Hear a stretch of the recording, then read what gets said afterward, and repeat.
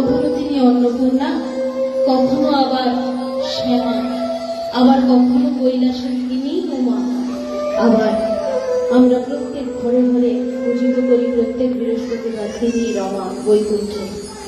তাই স্বামী কৃষ্ণানন্দজি মহারাজ বলছেন, তুমি অন্নপূর্ণা শ্মশানে শ্যামা, কৈলাসেতে উমা, তুমি বৈকুণ্ঠে রমা।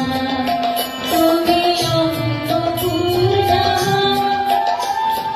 শ্মশানে শ্যামা, কৈলাসেতে উমা, তুমি বৈকুণ্ঠে রমা।